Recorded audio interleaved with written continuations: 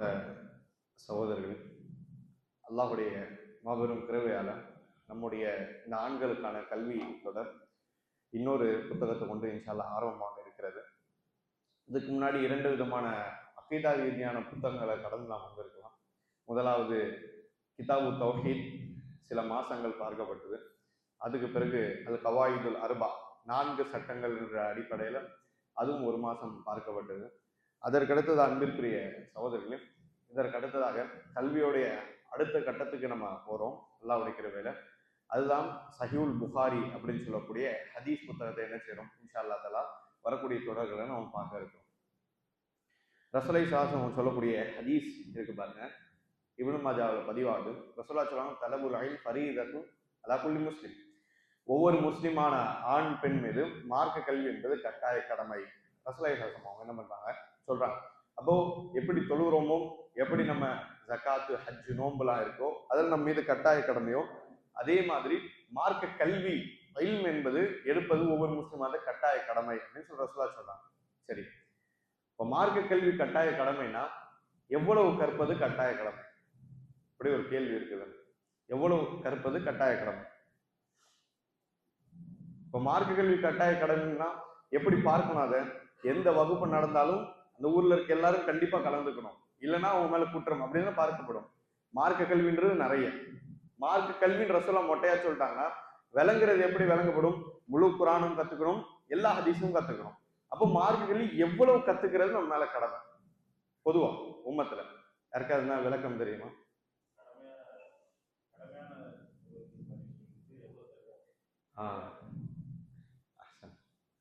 வேற வேற யார சொல்லு.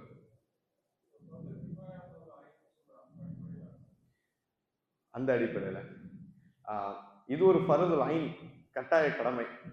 ஆனா மார்க்க கல்வியில எவ்வளவு ஃபர்துல் ஐன் அதுதான் கேள்வி.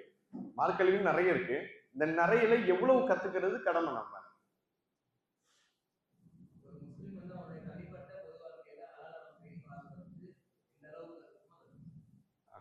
அதான் அவர் சொன்னது கூட லிங்க் ஆகுது.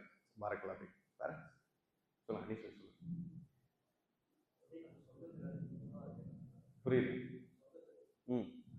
சொர்க்கத்துக்கு எது? அல்லாஹ்வுக்கு செய்ய வேண்டிய பருதான விஷயங்கள், கடமையான விஷயங்கள், இது ஒண்ணு. இரண்டாவது அல்லாஹ்வை பத்திய விஷயங்கள். மூன்றாவது அல்லாஹ்வுடைய ரசூல் பத்திய விஷயங்கள். இந்த 3 விஷயங்கள் நாம அல்லாஹ்வுக்கு செய்ய வேண்டிய கடமையான விஷயங்கள், இரண்டாவது அல்லாஹ்வை பத்திய விஷயம், அல்லாஹ்வுடைய ரசூல் பத்திய விஷயம். இந்த 3னுடைய சுருக்கத்தை ஒரு முஃமின் தெரிஞ்சுக்கிட்டான் அப்படின்னு சொன்னா இதுதான் அந்த கட்டாய கடமை ரசூலுல்லாஹி ஸல்லல்லாஹு அலைஹி வஸல்லம் சொல்றாங்க அப்படின்னு சொல்லி இமாம் அல்பானி ரஹிமஹுல்லாஹ் என்ன பண்றாங்க, இந்த ஹதீஸுக்கு விளக்கம் தராங்க. அல்லாஹ்வுக்கு நம்ம செய்ய வேண்டிய கடமையான இபாதத்துகள் நமக்கு கண்டிப்பா தெரியும், சரிங்களா? அல்லாஹ்வுக்கு கடமையான இபாதத் செய்யணும் அப்படின்னா அதுலயே மனிதருக்கு செய்ய வேண்டிய கடமையான இபாதத் அதுல வந்துடும், சரிங்களா? இப்படி கடமையான விஷயங்கள், எந்த விஷயங்களை விட்டுட்டா பாவம் வருமோ அந்த கடமையான விஷயங்கள் அல்லாஹ் ரப்புல் ஆலமீன் பத்திய விஷயம், அதான் தௌஹீத் நம்ம சொல்லுவோம். அடுத்து ரசூலா பத்திய விஷயம், அதுதான் ஹதீஸ் நம்ம சொல்லுவோம். இதெல்லாம் கத்துக்கிறது தான் என்னது தலபுல் இல்ம், மார்க்க கல்வி எடுப்பது அப்படின்னு சொல்ற ரசூலுல்லாஹ் என்ன பண்றாங்க சொல்றாங்க, சரிங்களா? அப்போ இது எல்லா முஸ்லிம்ல கடமை. எல்லா முஸ்லிமும் அவங்களோட இடத்துல இந்த விஷயங்கள், கடமையான விஷயங்களும் அல்லாஹும் அல்லாஹ்வுடைய தூதர் பத்தி கண்டிப்பா என்ன பண்ணணும், தெரிஞ்சுக்கணும். இது அவங்களுடைய இடங்கள்ல. இப்ப இந்த 3 ஒருத்தர் நம்ம கத்துக்கிட்டாரு, அல்லாஹ்வை பத்தி சொல்லப்பட்ட விஷயம் தெரிஞ்சுக்கிட்டாரு, ரசூலா பத்தி போதுமான அளவு தெரிஞ்சுக்கிட்டாரு, கடமையான விஷயம் தெரிஞ்சுட்டு அமலும் செய்யறாரு. இப்ப 3 தெரிஞ்சுக்கிட்டு அவர் என்ன பண்றாருன்னா உபரியான விஷயத்தை செய்யறாரு. ரசூலுல்லாஹ் சொன்ன கடமையை செஞ்சுட்டாரு, சொல்லிட்டு அதுக்கு மேல உபரியான கல்வியை தேட ஆரம்பிக்கிறார். அப்ப அவர் என்ன சொல்லுவோம் நம்ம, அவருக்கு தான் என்ன சொல்லுவோம், ஃபதீலத் சொல்லுவோம். அவர் பேர் என்ன சொல்லுவோம், ஃபதீலத். அவர் என்ன பண்ணார், சிறப்பான ஒரு கல்வி எக்ஸ்ட்ரா தேடுறாரு அப்படின்னு நம்ம சொல்லுவோம். அவருக்கு ரசூலுல்லாஹ் ஏவிய விஷயத்தை செஞ்சுட்டு என்ன பண்றாரு, எக்ஸ்ட்ரா ஒரு தேட ஆரம்பிக்கிறார், சரிங்களா? சாதாரண கல்வி தேடுறதுக்கு ரசூலுல்லாஹ் நிறைய சிறப்பாக சொல்றாங்கன்னா எக்ஸ்ட்ரா ஒரு விஷயத்தை தேட ஆரம்பிக்கிறார்னா உண்மையிலே மார்க் அடிப்படையில் அவர் மிகவும் சிறந்த ஒரு நபர் அப்படின்னு நம்ம பார்ப்போம். கடமையான தொழுகை 5 இருக்கா, 5 மட்டும் தொழுகிறார் ஒருத்தர், இவர் ஒரு பக்கம். இன்னொருத்தர் மாதிரி 5ம் தொழுகிறார், முன் சுன்னத் பின் சுன்னத்தும் தொழுகிறார், சும்மா இருக்கும் நஃபீலும் தொழுகிறார், தஹஜ்ஜுதும் தொழுகிறார். இப்போ தொழுகை அப்படின்ற துறையில தலை சிறந்தவர் தானே, தலை சிறந்தவர். அதே மாதிரிதான் கல்வின்ற அடிப்படையில பேசிக்கான விஷயங்கள் நமக்கு ஆல்ரெடி அது தெரியுது. தெரிஞ்சுட்டு கல்வியோட அடுத்த கட்டமா இந்த மாதிரி புத்தகங்கள், வெவ்வேறு புத்தகங்கள் நம்ம எடுத்து படிக்க ஆரம்பிக்கிறோம் அப்படின்னா அப்ப என்ன பண்றோம், கல்வி அப்படின்ற துறையில அடுத்த கட்டத்துக்கு நம்ம போறோம். அது சிறந்த முஸ்லிம் அப்படி சொல்ல இயலாது, அது எல்லாமே செய்யணும். ஆனா கல்வி அப்படின்ற துறையில என்ன பண்றோம், நம்ம அடுத்த கட்டத்துக்கு போய் நிக்கிறோம் சரிங்களா. அப்போ ஹதீஸ சொல்லப்பட்ட ஒரு படிக்கு மேல் நம்ம என்ன பண்றோம், நம்மளுடைய செயல்பாடுகள் இருக்கனால கல்வி தேடுது அப்படின்ற இந்த பணிகள், இந்த மார்க்க வகுப்புகள் இதெல்லாமே அல்லாஹ் இடத்துல ஒரு தனிப்பட்ட சிறப்பு குறிக்கும். நான் சொல்றது புரியுதுல. நம்ம என்ன பண்றோம்னா ரசூலா சொல்ற ரசூலா எந்த கடமை செஞ்சாங்களோ, இந்த கல்வின்றது உங்க மேல கட்டாயக்கம் ரசூலா சொல்லியிருக்காங்களோ அதை நிறைவேற்றாச்சு. நிறைவேற்றி தெரிஞ்சு படிச்சுட்டு அதுக்கு அடுத்த கட்டமா எக்ஸ்ட்ராவான புத்தகங்கள் நம்ம படிக்கிறோம், எக்ஸ்ட்ராவான தேடுதல் இருக்கு. இந்த தேடுதலுக்கு அல்லாஹ் இடத்துல தனிப்பட்ட ஒரு தரஜா இருக்குன்றதை நம்ம என்ன பண்றோம், இந்த இடத்த புரிஞ்சுக்கணும். இது சொல்ல வரக்கூடிய காரணம் என்னன்னா, எப்படி நம்ம இதுக்கு முன்னாடி இருக்கக்கூடிய வகுப்புல தொடர்ச்சியா நம்ம அட்டன் பண்ணமோ அதே மாதிரி சஹீஹுல் புகாரியுடைய இந்த வரக்கூடிய வகுப்புகள் எல்லாமே என்ன பண்றோம், நம்ம இன்ஷா அல்லாஹ் தஆலா தொடர்ச்சியா அதை அட்டன் பண்ணுவதற்கான எல்லா விதமான சோதனையும் தாண்டி இந்த வகுப்பை வந்துட்டு இது நம்ம கலந்துக்கிறதுக்கான முயற்சிகளை நம்முடைய தனிப்பட்ட தரப்புல இருந்து அதிகமா எடுக்கிறதுக்கான முயற்சிகளை இருக்கு இன்ஷா அல்லாஹ் தஆலா. சஹீஹுல் புகாரி அது ஹதீஸ் புத்தகங்கள் நிறைய இருக்கு தானே, நமக்கே நிறைய தெரியும். அப்படி இருக்கையில சஹீஹுல் புகாரி அது தேர்ந்தெடுக்கப்பட்ட காரணம் என்னவா இருக்கலாம், நிறைய காரணம் இருக்கு. அது ஏற்பாடு செய்தவங்க அவர் தனிப்பட்ட ஒரு நோக்கம் வச்சு இது ஏற்பாடு செய்யறோம் அப்படின்னு சொல்லி ஏற்பாடு செஞ்சவங்க ஒரு நோக்கம் வச்சிருக்காங்க. உங்க அடிப்படையில இது இருக்கிறதுக்கான காரணம் என்ன, சஹீஹுல் புகாரி தான் எடுத்ததுக்கான காரணம் என்னவா இருக்கலாம் அப்படி உங்க சிந்தனையில் என்ன?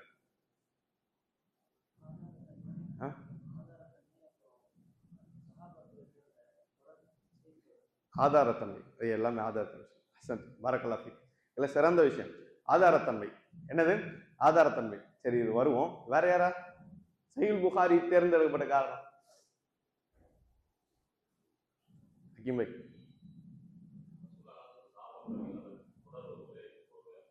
ஒரே ஒரு அதாவது சஹாபாக்கள் காலத்திற்கும் புகாரி காலத்துக்கும் நெருக்கமான ஒரு காலம் இருக்கு. நம்ம ரொம்ப தூரமா இருக்கும், 1000 தாண்டிடுச்சு. இவர் காலத்துல ரொம்ப நெருக்கம். இது மிக முக்கியமான விஷயம். அந்த தொடரும் என்னது, அந்த தொடரும் என்னது ரொம்ப முக்கியமான விஷயம். அந்த அடிப்படையில் வர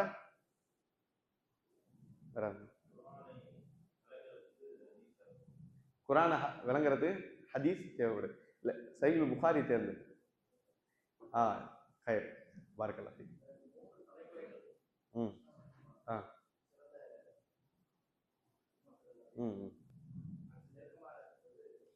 தாராளமா 3 தலைமுறையில வரல, ஆனா நெருக்கமா கண்டிப்பா என்ன பண்றாரு, கண்டிப்பா நெருக்கமா இருக்கிறார். கண்டிப்பா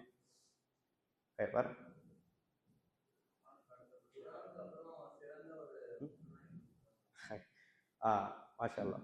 குர்ஆனுக்கு அடுத்ததா இருக்கக்கூடிய விளங்கப்படக்கூடிய சிறந்த புத்தகம்னா என்னது, சிறந்த உண்மையான புத்தகம்னா என்னது, சஹீஹுல் புகாரி. இப்படி பார்த்தா அல்ஹம்துலில்லாஹ் எல்லாரும் சொன்னதும் சரியான ஒரு விஷயம். இதை தாண்டி நிறைய விஷயங்கள் இருக்கு. பல்வேறு விதமா நிறைய ஹதீஸ் புத்தகம் இருந்தாலும் நிறைய ஹதீஸ் புத்தகம் இல்லாத பல சிறப்புகள் என்ன இருக்கு, சஹீஹுல் புகாரிக்கு இருக்கு.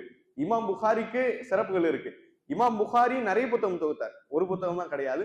இதை தாண்டி அதபுல் முஃப்ரத் இருக்கு, அதாவது ஜுசுல் ஃபாத்திஹான் தனியா இருக்கு, நிறைய புத்தகங்கள் வச்சிருக்காரு ஹதீஸ்ல.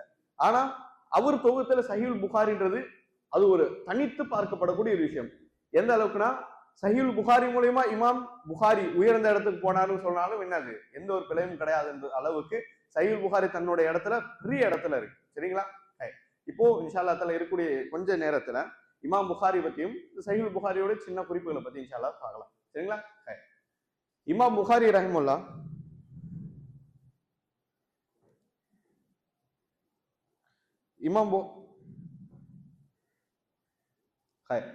இமாம் புகாரி ரஹிமஹுல்லாஹ் அவங்களுடைய உண்மையான பேர், அவங்க அப்பா அம்மா வச்ச உண்மையான பேருன்றது முஹம்மது. சரிங்களா? உண்மையான பேருன்றது முஹம்மது. இன்ஷா அல்லாஹ் இது வந்துட்டு எப்பவும் போல குரூப்ல போடுவோம். சரிங்களா? குரூப்ல போடுறது அது போன்லயே வச்சுக்க வேண்டாம். அப்படியே அந்த பேர் குறிப்புகள்லாம் இன்ஷா அல்லாஹ் நோட்ஸ் எடுத்துக்கோங்க. சரிங்களா? நம்ம உள்ளத்துல பாதுகாக்கிறதும் எழுத்து பாதுகாக்கிறதும் அசல் பாதுகாப்பு. சரிங்களா? மீடியா பாதுகாப்பு எல்லாம் 3ஆவதாம். அசல் பாதுகாப்பு சஹாபாக்கள் செஞ்ச மாதிரி உள்ளம் அடிப்படையிலும் எழுத்து அடிப்படையிலும், இதுதான் அசல். சரிங்களா? அதெல்லாம் அல்லாஹ் பரக்கத் தருவான். அப்போ அந்த அடிப்படையில் இமாம் புகாரி ரஹிமஹுல்லாஹ் அவங்களுடைய அசல் பேருன்றது முஹம்மது. அசல் பேர் என்னது? முஹம்மது. அவங்க அத்தா பேர் என்னது? இஸ்மாயில்.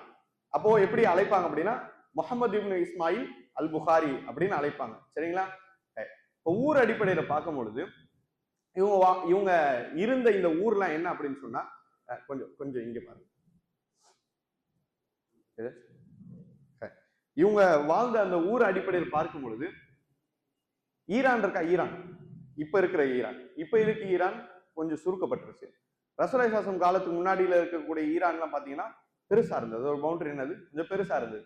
இப்ப பெருசா இருக்கு அப்படின்னு சொன்னா இப்போ இருக்க ஈரான் பக்கத்துல இருக்கக்கூடிய அந்த சின்ன சின்ன ஊர்கள், அந்த சிட்டிகள்லாம் என்னது அந்த ஈரான்ல கவர் ஆகிற அளவுக்கு இருந்தது. எந்த அளவுக்குன்னா உஸ்பெகிஸ்தான் கேள்விப்பட்டிருக்குமா? இவர் பிறந்தது உஸ்பெகிஸ்தான் அந்த இடத்துல தான் என்ன பண்றாரு, இவர் பிறக்கிறாரு. கசகிஸ்தான், இப்படிப்பட்ட இந்த இஸ்தான் சொல்லக்கூடிய வரதுல பாகிஸ்தான் வராது. பாகிஸ்தான் அப்பல இருந்து தூரமா, அந்த எல்லைகள்லாம் தூரமா தான் இருந்தது. ஆனா நீங்க கூகுள் மேப்ல போய் பாத்தீங்கன்னா இந்த ஈரான் பக்கத்துல இருக்கிற இந்த இஸ்தான் சொல்லிட்டு ஆரம்பிக்கக்கூடிய இந்த மெயினான இந்த இடங்கள்லாம் இருக்குல்ல, இந்த மெயினான இடங்கள்ல அதிகமான இடங்கள் ஈரான் அப்படின்னு சொல்லக்கூடிய இடத்துல வந்தது. இந்த ஈரான்ற பேர் ரசூலுல்லாஹி ஸல்லல்லாஹு காலத்துல குறைவா ஒழிக்கப்பட்டது. இன்னும் சொல்ல போனா இல்லைன்னு சொன்னாலும் எந்த பிரச்சனையும் இல்லை. என்ன பேரால ஈரான் அழைக்கப்பட்டது யாருக்கா தெரியுமா? ரசூலா காலத்துல நான் சொல்லக்கூடிய இந்த ஈரான் சொல்லக்கூடிய இந்த இவ்வளவு பெரிய வட்டாரம் இருக்குல்ல, இதுவெல்லாம் ரசூலா காலத்துல என்ன பேரால அழைக்கப்பட்டது? அஹ்சன்த், பர்ஷியா.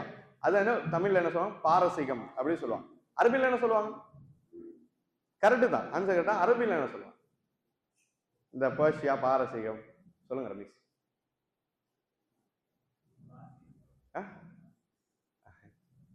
சொல்லுங்க. ஃபாரிஸ். என்னது? ஃபாரிஸ்.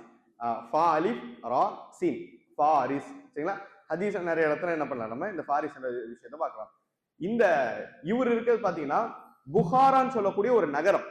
புகாரான்னு சொல்லக்கூடிய ஒரு நகரம் இருக்குல்ல, அந்த நகரத்துல என்ன பண்றாரு, இவரு இருக்காரு. அந்த நகரம் பேர் மாற்றப்பட்டு இப்ப உஸ்பெகிஸ்தான் அப்படின்னு அழைக்கப்படுது. எல்லைகள் அது கணக்கு கிடையாது, எல்லைகள் கணக்கு கிடையாது.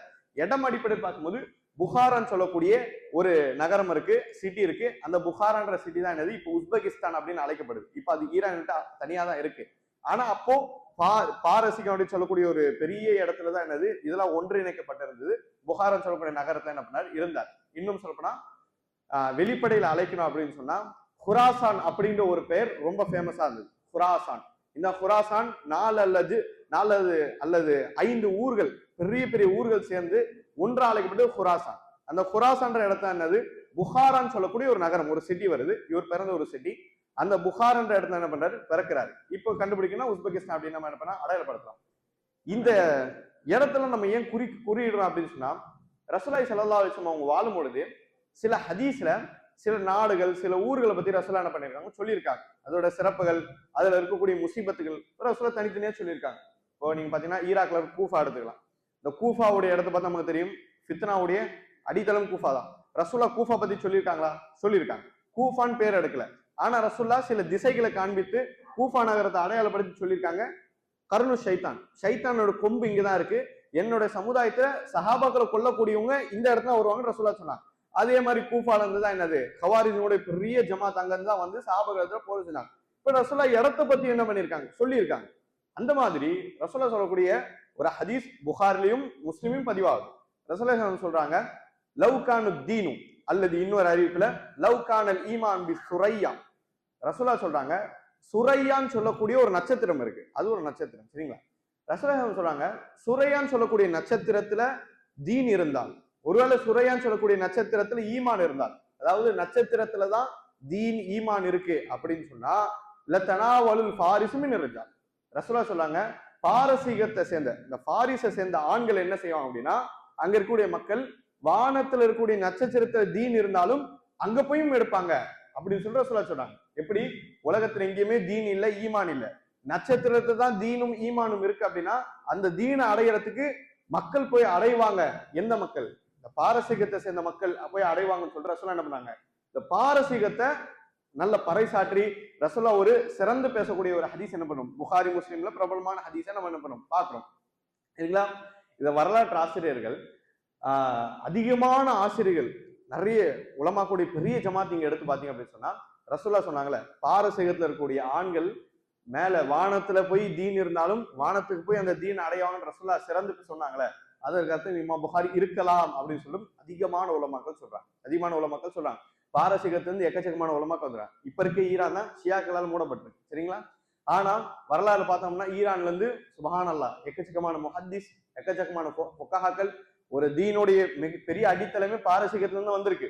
பாரசீக மக்கள் தீனுக்காண்டி செய்த அந்த தொண்டுகளை என்ன பண்ண முடியாது, நம்மளால மறுக்க முடியாது. அவ்வளவு பேர் வந்திருக்காங்க.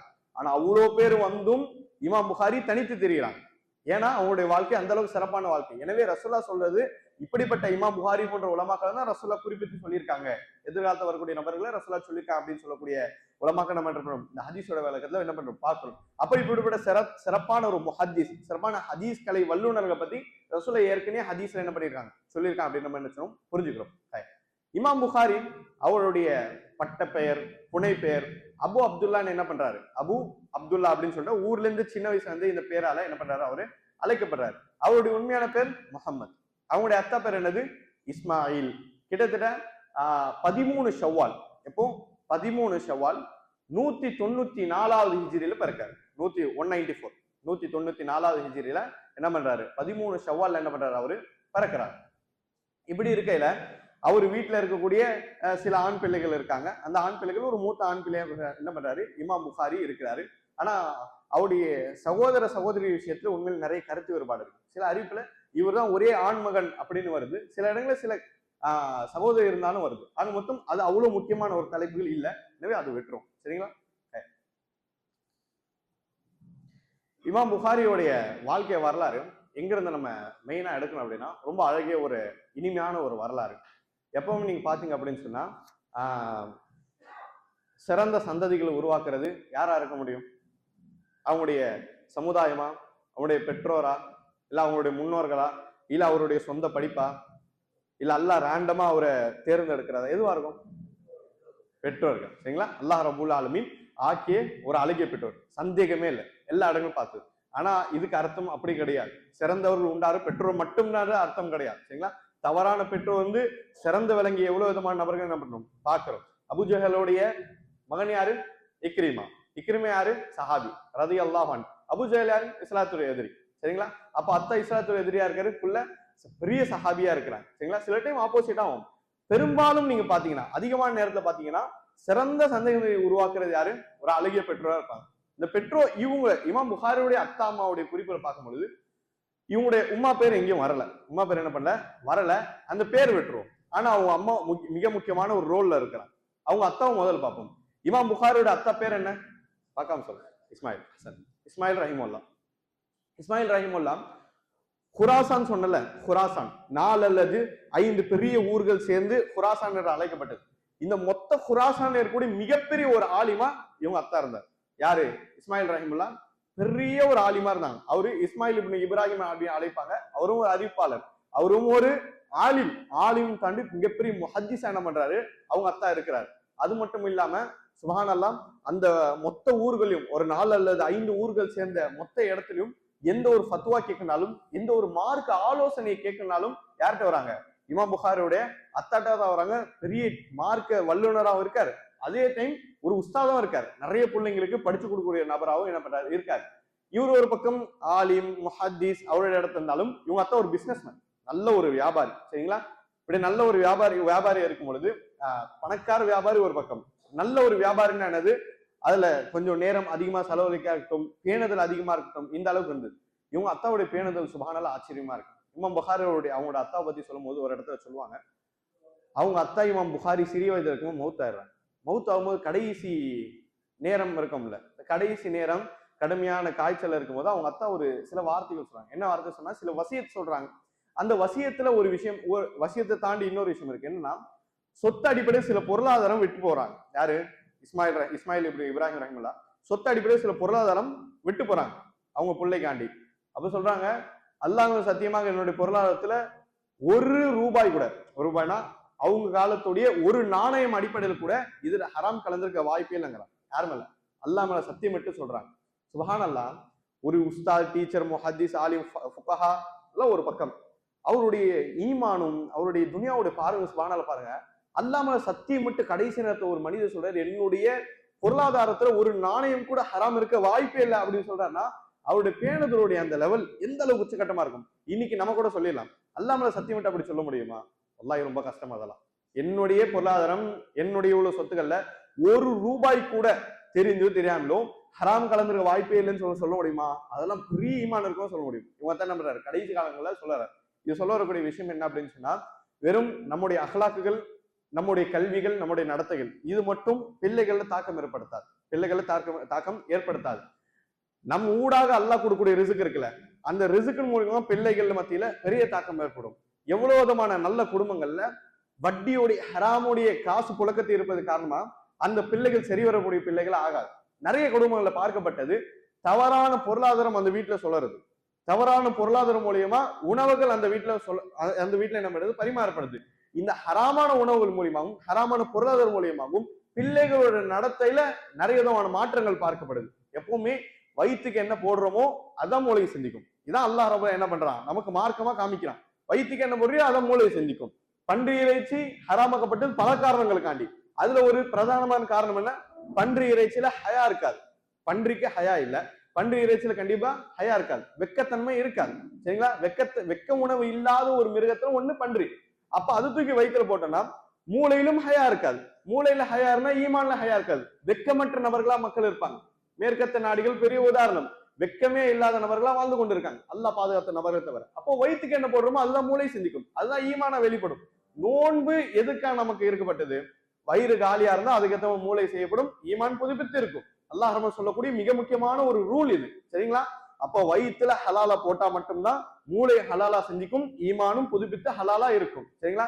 இது அவங்க அத்தா இஸ்மாயில் இப்னு இப்ராஹிம் அவருடைய வாழ்க்கையிலும் மிக முக்கியமான ஒரு விஷயம் பார்க்கிறோம். ஹலாலான பொருளாதாரத்தை வச்சு தன்னுடைய குடும்பத்தை என்ன பண்றாரு, அவர் என்ன பண்றாரு, நடத்துறாரு. சரிங்களா? அப்ப இவங்களுடைய ஃபேமிலி டீடைல்ஸ் பத்தி பார்க்கும்போது இவங்க அத்தா பேர் இஸ்மாயிலா, அவங்களுடைய அத்தா பேர் இப்ராஹிம், அவங்களுடைய அத்தா பேர் இப்ராஹிம், அவங்களுடைய அத்தா பேர் முகீரா. சரிங்களா? அவங்களுடைய அத்தா பேரு பர்தஸ்பா, பர்தஸ்பா. சரிங்களா? இந்த பர்தஸ்பான் நபர் இருக்கார்ல, இவரு எப்படி இருக்காருன்னா பாரசீகத்துல தாபியினுடைய காலத்துல, தாபியின்களோட காலத்துல, சஹாபாக்கள் தாபியின் காலத்துல இந்த பர்தஸ்மான் சொல்லக்கூடிய நபர் இவர் வந்து நெருப்பு வணங்கியா இருக்காரு. என்னவா இருக்காரு இவரு? நெருப்பு வணங்கியா இருக்காரு. நெருப்பு வணங்கியா இருந்து அந்த பாரசீகம் முழுவதும் இஸ்லாமிய ஆட்சி வந்த பிறகு, உமர் பின் கத்தாப் காலத்துல பாரசீகத்துல இஸ்லாமிய ஆட்சி வந்த பிறகு என்ன பண்றா அப்படின்னு சொன்னா, நெருப்பு வணங்கியா இருக்கக்கூடிய இவங்களுடைய கொள்ளு தாத்தா பரதஸ்மான் சொல்லக்கூடிய இந்த நபர் என்ன பண்றாரு, இஸ்லாத்தை ஏத்துக்கிறாரு. அந்த பரதஸ்மான் சொல்லக்கூடிய இந்த நபர் இருக்கார்ல, இவருக்கு யாரு பிறக்கிறா? முகீரா பிறக்கிறாங்க. அவங்களுக்கு யாரு பிறக்கிறாங்க? இப்ராஹிம் பிறக்கிறாங்க. அவங்களுக்கு யாரு பிறக்கிறாங்க? இஸ்மாயில் பிறக்கிறாங்க. இஸ்மாயிலுக்கு யாரு பிறக்கிறான்? முகமது இமாம் புகாரி பிறக்கிறாங்க. அப்போ ஒரு கட்டத்தில் பார்த்தோம் அப்படின்னு சொன்னா இஸ்லாத்துக்கு வந்த ஒரு சந்ததியை வச்சு அல்லாஹ் என்ன பண்றான், ஹதீஸ் கலையில ஒரு பெரிய வேலையை வாங்குறான். சரிங்களா?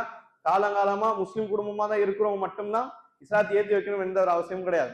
எவ்வளவு இடங்களை பார்க்கப்பட்டது, புது முஸ்லீமா வந்தாங்க, புது முஸ்லீமா மார்க்கத்தை ஏத்து வந்தாங்க. 30-20 வருஷம் தாண்டி போச்சு, சுப்ஹானல்லாஹ், பெரிய இடங்கள்ல மார்க்க பண்ணி செய்யக்கூடிய நபர்களா அவங்க ஆனாங்க. அப்ப என்ன தெரியுது, அல்லாஹ் ரப்புல் ஆலமீன் அந்த சில்சிலா வச்சுலாம் அல்லாஹ் பார்க்க மாட்டான், தொடர்கள் வச்சுலாம் அல்லாஹ் பார்க்க மாட்டான். என்ன தொடர், என்ன சங்கிலியில் வருது, இதெல்லாம் அல்லாஹ் பார்க்க மாட்டான்.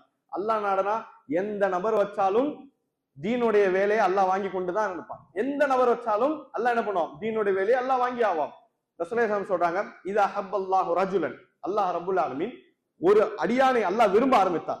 அல்லாஹ் என்ன பண்றான், ஒரு அடியானை நேசிக்க ஆரம்பிச்சுனா அப்படின்னு சொன்னா இஸ்துஅமில பிஹி, அல்லாஹ் என்ன பண்றானா அந்த மனிதனை அல்லாஹ் பயன்படுத்துறான்னு சொல்றாங்க ரசூலுல்லாஹ். அல்லாஹ் ரப்புல் ஆலமீன் ஒரு மனிதனை அல்லாஹ் நேசிக்க ஆரம்பிச்சானா பயன்படுத்துறான். அல்லாஹ் எதுக்கு பயன்படுத்துவான், இந்த தீனை வளர்க்கறது அந்த நபரை அல்லாஹ் பயன்படுத்துவான்னு சொல்ற ரசூலுல்லாஹ் சொல்றாங்க. அப்ப அல்லாஹ் விரும்பிட்டானா போதும், அந்த நபரை வச்சு தீனுடைய வேலையை வாங்கி ஆகுவான்னு சொல்ற ரசூலுல்லாஹ் என்ன பண்றாங்கன்னு சொல்றாங்க. அதெல்லாம் பெரிய விஷயம். சரிங்களா? அப்ப இமாம் புகாரி அவருடைய இது பார்த்தோம் அப்படின்னு சொன்னா நெருப்பு வணங்கிகள்ல இருந்து ஒரு சங்கிலி தொடராதான் வருது. இது ஒரு பக்கம். சரி, 2 வார்த்தை இருக்கு அரபில. ஒன்னு இருக்கு அல் அரபி. அல் அரபி அப்படின்னா அரபிக்காரன் அர்த்தம். அரபியுன் அப்படின்னு சொன்னா என்னது, அரபிக்காரன், அந்த அரபு நாட்டுல பிறந்தவன் அப்படின்னு சொல்லுவாங்க. இன்னொன்னு இருக்கு அல் அஜமி, அல் அஜமியோ அப்படின்னு சொல்லுவாங்க. அஜமினா என்னது, அரபு அல்லாதவனுக்கு அஜமி சொல்லுவாங்க. ஒன்னு இருக்கு அரபி, இன்னும் இருக்கு அஜமி, ஐன்னு சொல்லுவாங்க. அரபு நாட்டுல பிறந்தவங்களை அரபின்னு சொல்லுவாங்க. அரபு நாட்டுல இருந்து வெளியே பிறந்தவங்களுக்கு அஜமின்னு சொல்லுவாங்க. இப்ப நம்ம அரபியா அஜமியா? அஜமி. யாரா அரபி இருக்கீங்களா? இல்ல அப்போ அரபுக்கு வெளியே பிறந்தவங்க என்ன சொல்லுவாங்க, அஜமின்னு சொல்லுவாங்க. இமாம் புகாரி அரபியா அஜமியா? கன்ஃபார்மா? டவுட்ல சொல்ற மாதிரி இருக்கு. அஜமி. சரிங்களா? பாரசீகம் அது அரபுல வர வாய்ப்பே கிடையாது. சரிங்களா? பாரசீகத்துல பிறந்தவர், புகாரில பிறந்தவர், அவர் அஜமி தான். சரிங்களா? இதை கவனிக்கூடிய விஷயம் என்ன தெரியுமா, மிக முக்கியமான விஷயம். எங்க உஸ்தாத் அப்துல் அசீம் மதனி பத்தி ரொம்ப டீட்டெயிலா சொல்லிட்டு இருந்தாங்க. குரான் ஹதீஸ் 2 இறைச்செய்தி. இறைச்செய்தி 3வது கிடையாது, 2 தான். குரான் ஹதீஸ் இரண்டும் அல்ஹம்துலில்லாஹ் அல்லாஹ்வுடைய உதவியால் பாதுகாக்கப்பட்டிருக்கு. சரிங்களா? கியாமத்துடைய காலை பொழுது பாதுகாக்கப்படும் இன்ஷா அல்லாஹ் தஆலா. இப்ப குரானை பாதுகாத்தது பாத்தீங்கன்னா அரபிக்காரன், சந்திக்கமே இல்லை. சஹாபாக்கள் இருந்து எடுத்தோம் அப்படின்னு சொன்னா, சஹாபாக்கள் இருந்து உஸ்மான் இப்னு அஃபான் வர அந்த புத்தகமா தொகுக்கப்படும் வர, அதுக்கு பின்னாடி வர நம்ம பார்க்கிறோம் குரானுக்கு எதிர்ந்த பல்வேறு விதமான விமர்சனங்களும் தாண்டி குரான புத்தகம் அடிப்படையிலும் அர்த்தம் அடிப்படையிலும் வார்த்தை அடிப்படையிலும் பாதுகாத்தது பாத்தீங்கன்னா பிரதானமா அரபிக்காரங்க பார்த்தது. அரபிக்காரனா மக்கா மதீனால பிறந்து அந்த அரபு தேசத்துல பிறந்து மார்க் அறிஞலா இருப்பாங்களே, இவங்க பண்ணது. அதுல சஹாபாக்கு தாபின் தபாதாவின் பெரிய தொடர் இருக்கு சரிங்களா. குரானை பாதுகாத்த ஒரு பெரிய ஒரு பொறுப்பு பாத்தீங்கன்னா அரபிக்காரங்க பண்ணது. ஆனா அல்லாஹ் ரபுல் ஆலமீனோட நாட்டம் பாருங்க, ஹதீஸை பாதுகாத்தது அரபிக்காரங்களும் பண்ணாங்க. அரபிக்காரங்களோட தாண்டி பன்மடங்கு அஜமி பண்ணாங்க. அப்படின்னா என்ன அர்த்தம்? அரபு நாட்டை விட்டு வெளியே இருக்கிறவங்க இருப்பாங்களே, அரபு நாட்டுல இருந்து வெளியே பிறந்து மார்க் அறிஞர்களை உருவாக்கி இருப்பாங்களே, இவங்க மூலியமா அல்லாஹ் என்ன பண்ணா ஹதீஸை பாதுகாத்தான். ரொம்ப ஆச்சரியமான விஷயம். எப்படி அல்லாஹ் ரபுல் ஆலமீன் நாடுறான் பாருங்க. குரானும் இறை செய்தி, ஹதீஸையும் இறை செய்தி. குரானை பாதுகாத்தது அரபிக்காரங்க, ஹதீஸை பாதுகாப்புனா அதிகமா என்ன பண்றாங்க அஜமிகள் தான் பாதுகாத்தாங்க. எந்த அளவுக்கு அப்படின்னு நம்ம பாக்குறோம். சுப்ஹானல்லாஹ். ஹதீஸ் கலையுடைய வல்லுநர் அவங்கள எடுத்து பார்த்தோம் அப்படின்னு சொன்னா, ஹதீஸ் கலையுடைய அறிவிப்பாளர்கள், இமாம் புகாரி ஒரு அறிவிப்பாளர், அந்த மாதிரி எத்தனை அறிவிப்பாளர் இருக்காங்க. அந்த மாதிரி 5 லட்சம் அறிவிப்பாளர்கள் தொடர் என்பது பாதுகாக்கப்பட்டிருக்கு. யார்கிட்ட? நம்மகிட்ட 5 லட்சம் அறிவிப்பாளர் தொடர். இமாம் புகாரி ஒரு அறிவிப்பாளர், இமாம் முஸ்லிம் அறிவிப்பாளர், திர்மிதி, இப்னு குஸைமா, இப்படி எத்தனை பேர் கேள்விப்படுறோம். இதுல 5 லட்சம் அறிவிப்பாளருடைய பயோகிராபி, அவனுடைய வாழ்க்கை வரலாறு என்னது பாதுகாக்கப்பட்டிருக்கு. நல்லவன் கெட்டவன், நல்ல ஞாபகம் மூட்டம் இருக்கிறவன், இவன் அதாவது முஸ்லிமா இருந்து முனாஃபிகானவன், முனாஃபிகா இருந்து அப்புறம் முஸ்லிமானவன், இப்படி சொல்லி 5 லட்சம் அறிவிப்பாளருடைய பயோகிராபி மூலம் பாதுகாக்கப்பட்டிருக்கு சரிங்களா. இந்த அறிவிப்பாளர் இருக்காங்களே குரான் சார்ந்து இருப்பாங்க, ஆனா பெரும்பாலும் எதுல இருக்காங்க? ஹதீஸ் சார்ந்து இருக்கிறாங்க. சுப்ஹானல்லாஹ். அப்ப நம்ம பாக்குறோம் 5 லட்சம் பேர்னா 5 லட்சம் அதிகமான பேர். இன்னும் சொல்ல போனா அதுல 80% பேர் அரபி அல்லாதவர்கள். 5 லட்சம் பேர்ல 80% பேர் அரபி அல்லாதவர்கள்.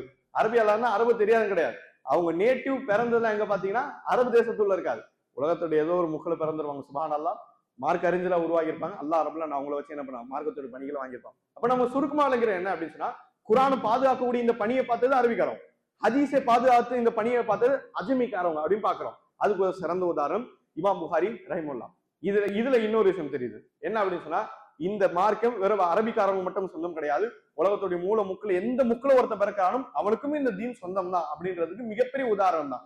ரசூலுல்லாஹி ஸல்லல்லாஹு ஹஜ்ஜத்துல் விதால ஒரு அழகிய ஒரு விஷயம் சொல்றாங்க. ரசூலுல்லாஹ் சொல்றாங்க, லா ஃபضل لعربين ولا عجمي ولا عجمين ولا عربي.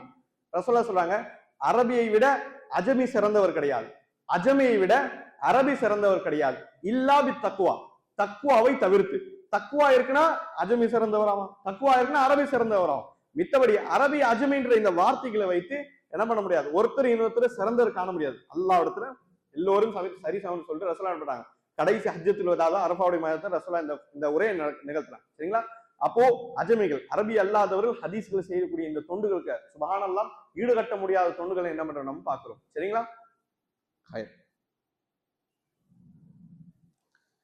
அப்போ இவங்களுடைய அத்த அடிப்படையில பார்க்கும்போது இவன் அத்தவும் பெரிய மார்க் அறிஞராக்காங்க. அவங்களுடைய உம்மா அடிப்படையில பார்க்கும்போது அவங்க உம்மாவுடைய பேர் சரியான குறிப்புகள் இல்ல, பேர் என்னன்ட்டு.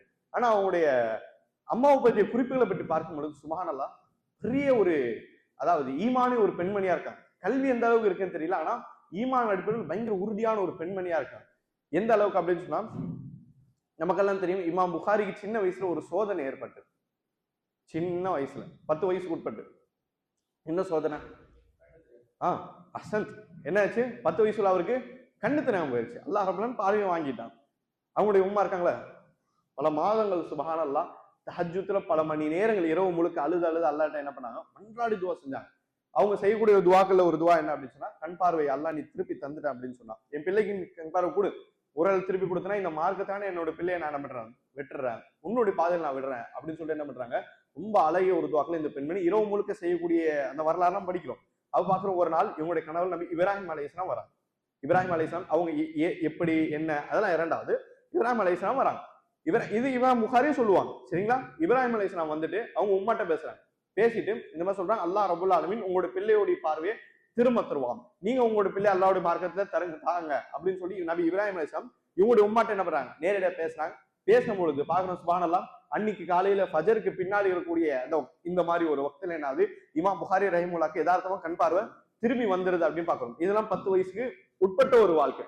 அதுக்கு பின்ன என்ன பண்றாங்க, அந்த உம்மா அல்லாஹ்ட்ட என்ன சொன்னாங்க, பார்வை வந்துருச்சுன்னா மார்க்கத்துல விட்டுருன்னு சொன்னாங்களே, அதே மாதிரி இந்த உம்மாவே என்ன பண்றான் அப்படின்னா மார்க் அறிஞர்களை தேடி தேடி கண்டுபிடிச்சு இமாம் புகாரி என்ன பண்றாங்க கூட்டு போயிடறாங்க. எந்த அளவுக்கு? முதல்ல ஊர்ல தான் படிக்கிறாங்க. இமாம் புகாரி ஊர்ல இருக்க ஒரு உஸ்தாது படிக்கிறாங்க. அந்த காலத்தோட வழிமுறை அப்படிதான். முதல்ல அவங்க இருக்கக்கூடிய நாடு இருக்குல்ல, அந்த நாட்டுல இருக்க எல்லா மார்க் அறிஞர்களும் படிப்பாங்க. படிச்சு முடிச்சுறாங்க. கல்வி முடிஞ்சிச்சுன்னா நாட்டை விட்டு வெளியே போய் சுத்தி சுத்தி படிப்பாங்க. இது உலமாக்கூடிய பொதுவான ஒரு அவங்களுடைய வேலை இப்படிதான் இருக்கும். சரிங்களா? அதுக்கு அந்த தியாகத்துல ஈடுபாடு நம்மளால செய்ய முடியாது. இமாம் புகாரி குராசான்ல இருக்கிற எல்லா மார்க்க அறிஞர்கிட்ட படிச்சுட்டாங்களா? அவங்க உம்மா என்ன பண்றாங்கன்னா குராசான்ல இருந்து இமாம் புகாரி கூட்டு போறான். இமாம் புகாரி கூட்டு போறான். ஒரு கழுத, ஒரு கோவேரி கழுத, கோவேரி கழுத தெரியும்ல, ஒரு கோவேரி கழுத, கோவேரி கழுதையில சில சாமான்கள் எடுத்து என்ன பண்றாங்கன்னா அங்க புகாரால இருந்து கலந்துறான். புகாரான்றது ஒரு நாடு, ஒரு ஊரு. சரிங்களா? அந்த புகாரான்ற ஊர்ல இருந்து, பிறந்த ஊர்ல இருந்து கிளம்பி மதீனா போறாங்க. எங்க போறாங்க? மதீனா போறாங்க. சுப்ஹானல்லாஹ். கிட்டத்தட்ட எங்க இருந்து எங்க ஒரு 1000 சில்லற கிலோமீட்டர் என்ன பண்றாங்க பயணம் செய்து போறாங்க. எங்க இருந்து எங்க போறாங்க சுப்ஹானல்லாஹ், கற்பனையா செய்ய முடியல. ஒரு பெண்மணி அவங்களுடைய பிள்ளையை கூப்பிட்டு கல்விக்கான அல்லாஹ்வுடைய பாதையில விடுறதுக்கு 1000 சில்லற கிலோமீட்டர் பயணம் செய்து போறாங்க அப்படின்னா அந்த பெண்ணுடைய துஆக்களுடைய உறுதி எந்த அளவுக்கு இருக்கும்? அல்லாஹ்விடத்துல முறையிடும் போது எந்த அளவுக்கு உறுதியா இருந்திருப்பாங்க. நம்மளும் உறுதியா இருப்போம். ஆனா கேட்கப்பட்ட நியமத்துல கிடைச்சா என்ன பண்ணுவோம்? துனியாவே மறந்துடுவோம். ஆனா அவங்களுடைய உம்மா அப்படி கிடையாது. சுப்ஹானல்லாஹ். அல்லாஹ்ட்ட செய்யப்பட்ட ஒப்பந்தம் இருக்குல்ல, அந்த ஒப்பந்தத்தை அவ்வளவு உறுதியா வச்சிருந்தாங்க. 1000 சில்லற கிலோமீட்டர் கடப்பதை என்ன பண்ணல, அவங்க யோசிக்கல. அவங்களுக்கு தெரியும் மக்கா மதீனால தான் சிறந்த மார்க் அறிஞர் இருக்காங்க, சஹாபாக்கள் வாழ்ந்த பூமி.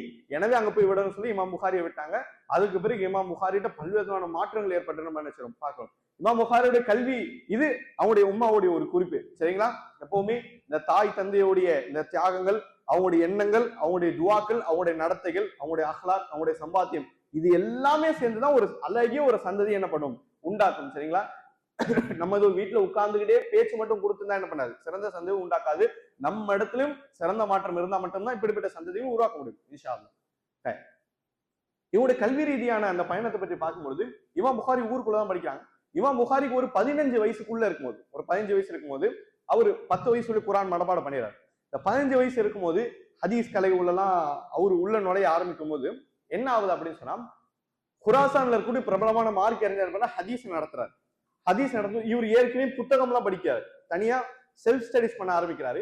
இவங்களுடைய உஸ்தாத் ஹதீஸ் கலையில ஒரு புத்தகம் நடத்தும் போது பண்ணா இவங்களுடைய உஸ்தாது போர்டுல எழுதுவாங்களே, அந்த மாதிரி ஒரு இடத்துல எழுதி போடும் போது அவங்களுடைய உஸ்தாத் ஒரு தப்பு பண்றாங்க. என்ன பண்றாங்க?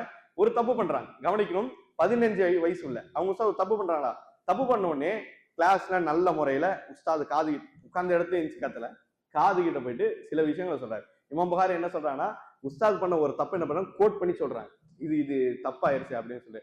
அவர் உடனே அது எல்லாத்தையும் அழிச்சுட்டு அவங்க உஸ்தாத் என்ன பண்றாங்க, திருப்பி எழுத ஆரம்பிக்கிறாங்க. ஆனா இந்த சம்பவம் பரவி இருக்கு. இவரு காதுல ஒரு விஷயம் சொன்னால உஸ்தாதுடைய மிஸ்டேக் இவர் என்ன பண்ணாரு, இவர் திருத்தி சொல்லியிருக்காரு அப்படின்ற விஷயம் பரவிருச்சு. குராசான் சொன்னல 5 ஊர்கள் சேர்ந்த மாதிரி குராசான், இந்த குராசான்ல முழுதான் இமாம் புகாரியோட புகழ் பரவிருக்கு. ஏன்னா அவங்க உஸ்தாத் ஒருத்தர் இருக்காருல, நடத்துறவர் இருக்காருல, அவரு குராசான்ல இருக்கக்கூடிய பெரிய மார்க் அறிஞர். பெரிய மார்க் அறிஞருடைய ஒரு தப்ப 15 வயசு உள்ள சிறுவன் திருத்தலாம் அப்படின்ற இந்த செய்தி இருக்குல்ல, முழு குராசான் என்னது பரவ ஆரம்பிக்குது. சரிங்களா? எப்பவுமே நீங்க பாருங்க, நல்லா வரலாறு நீங்க பாத்தீங்க அப்படின்னு சொன்னா, அல்லாஹ் ரப்புல் ஆலமீன் ஒரு நபர் மூலியமா ஒரு பணி அல்லாஹ் எடுத்து வரணுங்களே, முதல்ல அல்லாஹ் ரப்புல் ஆலமீன் அந்த நபரை பற்றிய செய்திகள் எல்லாம் என்ன பண்ணுவோம், பரப்ப ஆரம்பிப்போம். அல்லாவே பரப்பி விட்டுருவோம். அதுக்கு ஃபேமஸ் அடையாளம் கிடையாது. அந்த நபரை பத்தி முழுவதுமா மக்கள் தெரிஞ்சுக்கணும். ரசூலுல்லாஹி ஸல்லல்லாஹு அலைஹி வஸல்லம் பிறந்த ஆண்டு இருக்குல்ல, பிறந்த ஆண்டு, அந்த பிறந்த ஆண்டு ஒரு சம்பவம் நடக்கும். என்னது? யானை ஆண்டு, ஆமுல் ஃபில் அஹ்சன். அந்த சம்பவம் நடக்கும்ல. சம்பவம் நடந்த பிறகு என்ன ஆயிருது, என்ன ஆகுது, அந்த வருஷத்துக்கு யானை ஆண்டுன்னு பேர் வச்சுறாங்க. யானை ஆண்டுன்னு பேர் வச்ச பிறகு அதுல ரசூலா பிறக்கும் பொழுது யானை ஆண்டுல ரசூலா பிறந்தாங்க அப்படின்ட்டு என்ன பண்ணுது, செய்திகள் பரவ ஆரம்பிக்குது. அப்ப ரசூலுல்லாஹ்வுடைய பிறப்பை அல்லாஹ் என்ன பண்றான், ஒரு ஹைலைட் பண்ணி பெரிய விஷயமா காமிக்கிறான். இப்படி நீங்க சின்ன சின்ன குறிப்புகள் பார்த்தீங்கனாலே யாரை வச்சு அல்லாஹ் ஒரு வேலையை வாங்குறானோ அவங்கள பத்தி அல்லாஹ் என்ன பண்ணுவான், மத்தவங்களுக்கு தெரிய வைக்க ஆரம்பிப்பான். அந்த மாதிரி இமாம் புகாரியை சின்ன வயசுல அல்லாஹ் என்ன பண்றான், பிறருக்கு தெரிய வைக்க ஆரம்பிக்கிறான். 15 வயசு உள்ளே குராசான்ல பெரிய ஆளவராகிறார். அப்புறம் இது 20 வயசு உள்ளே என்ன பண்றாருன்னா, இந்த குராசான் சொல்லக்கூடிய பெரிய இடத்துல இருக்கக்கூடிய எல்லா மார்க் அறிஞர்களும் தெளிவா படிச்சாரு. ஹதீஸ் கலை, குரான் கலை எல்லாத்தையும் தெளிவா படிச்சாரு. படிச்சு என்ன பண்றான் அப்படின்னு சொன்னா, குராசான் விட்டு வெளியே போறாரு. துருக்கியா பக்கத்துல பக்தாதுன்னு ஒரு இடம் இருக்கு. பக்தாத் கேள்விப்பட்டிருப்போம், இப்பயும் இருக்குன்னு நினைக்கிறேன். இந்த பக்தாதுன்ற இடத்துக்கு தான் போறாங்க.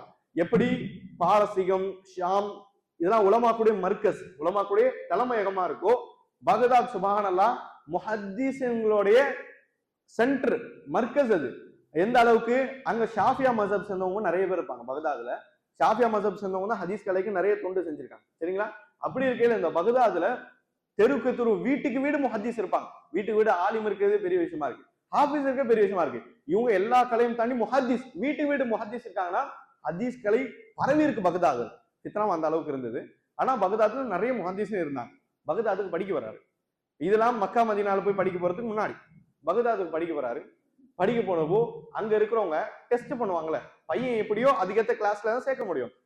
இமாம் புகாரி எப்படி இருக்காரு அப்படின்னு டெஸ்ட் பண்ற என்ன பண்றாங்க அப்படின்னு சொன்னா, ஹதீஸ் இருக்குல்ல, ஹதீஸ் என்ன பண்ணாங்கன்னா ஹதீஸ் வச்சிடறாங்க, அறிவிப்பாளர் வச்சிடறாங்க, அதை ஷஃபல் பண்ணி விடுறாங்க. அதாவது ஸ்லேட் எடுத்துப்போமே, ஸ்லேட் இருக்குல்ல, ஒரு ஸ்லேட் ஒரு ஹதீஸ் எழுதுறாங்க. இன்னமலாமல் பின்னியார், அப்படியா செயல்கள் எண்ணங்களை கொண்டு அமைகிறது, அதாவது எண்ணங்கள் செயல்களை கொண்டு அமைகிறது. இந்த ஹதீஸ் எழுதுறாங்க. எழுதிட்டு இந்த ஹதீஸ் ரசூலா யாருக்கு சொன்னாங்க, அந்த சஹாபி யாருக்கு சொன்னாங்க, அந்த இன்னொரு தாபி யாருக்கு சொன்னா, அப்படியே அந்த செயின் இருக்கும்ல, அறிவிப்பாளர் செயின், அந்த செயின் இன்னொரு ஸ்லேட்ல எழுதிடுவாங்க. இப்படி 10 ஹதீஸ் 10 அறிவிப்பாளர் எல்லாமே ஒரு 20 ஸ்லேட் எழுதுறாங்க. எழுதிட்டு ஷஃபல் பண்ணி விட்டாங்க, கலைச்சு விட்டாங்க. இமாம் புகாரிக்கு டெஸ்ட். என்ன டெஸ்ட்?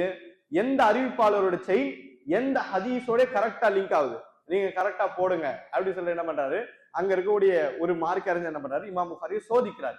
சோதிச்ச பிறகு சுப்ஹானல்லாஹ், இமாம் புகாரி சில நொடிகள்ல என்ன பண்றாங்க அப்படின்னா, சரியான அறிவிப்பாளர் செயினை சரியான ஹதீஸோட என்ன பண்றாரு, சேர்த்து வச்சுறாரு. சில நொடிகள் என்ன பண்றாரு, ஒரு நிமிடத்துள்ள கரெக்டா வச்சுறாரு. அது அந்த மார்க் அறிஞ்சிருக்காருல, அந்த மார்க் வந்து ஒரு தப்பு கண்டுபிடிக்காரு, இது இப்படி இல்ல அப்படின்னு சொல்லி. இமாம் புகாரி சொல்றாரு இப்படிதாங்கிறாரு. என்ன சொல்றாரு, இப்படிதான் அப்படிங்கிறாரு. அவர் கொஞ்சம் ரீசெக் பண்ணிட்டு வந்து பார்த்தா இமாம் புகாரி சொன்ன மாதிரி தான் இருக்கு. அப்போ எதிர்க்க இருக்கக்கூடிய கல்வியாளர்களே குழம்ப வைக்கக்கூடிய அளவுக்கு இமாம் புகாரியுடைய மனப்பாட சக்தின்றது ரொம்ப பயங்கரமா இருக்கும். சரிங்களா? அந்த அளவுக்கு மனப்பாட சக்தியிலும் கல்வித்திறனும் ரொம்ப ஆழமா இருந்தாங்க. குறிப்பா ஹதீஸ் கலைக்கு மனப்பாட சக்தி ரொம்ப அதிகம், ரொம்ப தேவை. மனப்பாட சக்தி குறைவா இருந்தா அந்த அறிவிப்பாளர்கள் என்ன பண்ண மாட்டோம், ஹதீஸ் நம்ம எடுக்க மாட்டோம். ரொம்ப குழம்பி போயிருது, அடிக்கடி மறந்து போயிருது. இப்படி ஒரு அறிவிப்பாளர் இருந்தா ஹதீஸே எடுக்க மாட்டோம் அவர்கிட்ட. ஏன், ரசூலுல்லாஹி வார்த்தைகள் இவரு என்ன குழப்பி விட்டுருவார்.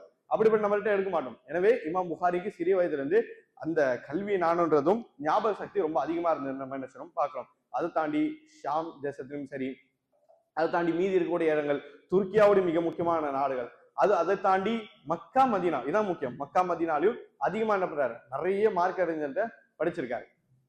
இவருடைய உஸ்தாதுடைய கணக்கு பார்த்தீங்கன்னா எக்கச்சக்கமா இருக்கும். ஒரே ஒரு உதாரணம் சொல்ற பாருங்க. ஈமான் ஏற்றம் இறக்கம், இது தெரியும் தானே? ஈமான் சில டைம் அதிகரிக்கும், ஈமான் சில டைம் குறையும். எல்லாருக்கும் ஆகிறது தானே? எல்லாருக்கும் ஆகிறது தான். நம்ம இப்படிப்பட்ட மஜ்லிஸ்ல உட்கார்றோம், அல்லாஹ் ரசூல் பத்தி கேட்கணும்னா ஈமான் என்ன பண்ணும், அதிகரிக்கும். ஈமான் அதிகரிச்சா நிறைய இபாதத் செய்யணும், நல்லவனாகணும், இப்படிப்பட்ட சிந்தனை வரும். பாவமான சூழ்நிலைகள் இருந்தா, பாவமான மஜ்லிஸ்ல உட்கார்ந்தா ஈமான் குறைஞ்சிரும். இப்ப பாவம் நிறைய செய்யலாம்னு சொல்லி தோணும், அப்படிதானே? ஒரு காலத்து ஒரு ஃபித்னா இருந்தது, சபா தாபிங்கெல்லாம் பின்னாடி ஒரு குழப்பம் இருந்தது. என்னன்னா, ஈமான் ஏறம் இறங்கும் அப்படிலாம் கிடையாது. ஈமான்றது அது ஒட்டி விட்ட பொருள் மாதிரி, அப்படிதான் இருக்கும், ஏறம் இறங்கும் கிடையாது அப்படின்னு சொல்லி ஒரு குழப்பம் ஆரம்பிச்சது. இந்த குழப்பத்தினால என்ன தெரியும், பல ஹதீஸ்களை இவங்க மறுக்க வேண்டிய சூழ்நிலை வந்தது. இது ஒரு பெரிய ஃபித்னா. சரிங்களா? இமாம் புகாரி காலத்துல இது குழப்பமா இருக்கு. இமாம் புகாரி சொல்றாரு, நான் 1000 என்னுடைய உஸ்தாதுகள்கிட்ட நான் சந்திச்சிருக்கேன், 1000 உஸ்தாதுகள் சந்திச்சிருக்கேன், 1000 உஸ்தாதுகள்கிட்ட நான் கேட்டு தெரிஞ்சுக்கிட்டேன் ஈமான் இறங்கும்ன்றது உண்மையான்னு கேட்டோம். 1000 உஸ்தாதுகளும் அதுக்கு ஒப்புக்கொண்டாங்க அப்படின்னு சொல்லிட்டு இமாம் புகாரி ஒரே ஒரு மசாயில் சொல்லும் போது இது சொல்லுவார். ஒரே ஒரு ஃபித்னா சொல்லும் போது நான் 1000 உஸ்தாத்தை இதை பத்தி பேசியிருக்கேன் அப்படின்னு சொல்லி இமாம் புகாரி சொல்லுவார். ஒரே ஒரு மசாயில் சொல்றது அவர் 1000 உஸ்தாத்தை இதை பத்தி பேசிக்க அப்படின்னா மொத்த ஹதீஸ் இவர் எடுத்ததுக்கு எத்தனை அறிவிப்பாளர், எத்தனை உஸ்தாத்தை இவர் போய் சேர்ந்துருவார். சுப்ஹானல்லாஹ். அப்போ பெரிய, அதாவது மார்க்கத்துக்காண்டி பயணம் செய்யறதுல மிகவும் ஆர்வமாகவும் மும்முரமா இருந்தான். சரிங்களா? நீ சுப்ஹானல்லாஹ், ஆச்சரியமா இருக்கு. நம்முடைய ஈமான்கள் எவ்வளவு குறைவா இருந்ததுன்னா, வீட்டுல இருந்து பள்ளிவாசல் பயணம் செய்யறதுக்கு நம்ம அவ்வளவு யோசிக்கிறோம். இவங்க நாடு விட்டு நாடு, கண்டம் விட்டு கண்டு போய் படிக்கக்கூடிய நபர்களா இருந்தாங்க. இதுதான் நமக்கும் அவங்களுக்கும் இருக்கக்கூடிய வித்தியாசம். புரியுதா? அதாவது மறுமையிலும் சரி இன்மையிலும் சரி நமக்கும் அவங்களுக்கு இருக்கக்கூடிய மிகப்பெரிய வித்தியாசம், அதாவது மார்க்கத்துக்காண்டி செய்யக்கூடிய தியாகங்கள் தான், இப்படிப்பட்ட நேரம் ஒதுக்குதல் தான் நமக்கு அவங்க இருக்கக்கூடிய பெரிய வித்தியாசம் அப்படின்னு நினைச்சிடும் பார்க்கும். இப்படி இருக்கல இமாம் புகாரி அவர் இடத்துல ஒரு நல்ல கல்வியாளர், ஒரு நல்ல முஹத்தீஸ். இமாம் புகாரி பெரிய இடத்துல போன பிறகு அவருடைய அந்த துடிப்பு, மார்க்கு துடிப்புன்னு ஒண்ணு இருக்கும்ல, இந்த மார்க்கு துடிப்புகளை பத்தி சொல்றாங்க. எப்போ பாருங்க, இந்த கல்வி தியாகங்கள் ஒரு பக்கம் இருந்தாலும் மார்க்கு தாண்டி அதிகமான துடிப்புகள் இருக்கும். அல்லாஹ் குர்ஆன்ல சொல்லலாம், ஃபல அல்லக பாஹின் நஃப்ஸக அலா ஆசாரிஹிம் இல்லம் யுமினு பிஹாதில் ஹதீஸி அஸஃபா. அல்லாஹ் நபியை பார்த்து சொல்றான், நபியே மக்கத்து காஃபிர்கள் ஈமான் கொள்ளல அப்படின்னு சொல்லிட்டு உங்களே நீங்க அதை நினைச்சு நினைச்சு நினைச்சு உங்களே நீங்க அழிச்சுக்கிறீங்களான்னு அல்லாஹ் கேட்கிறான்.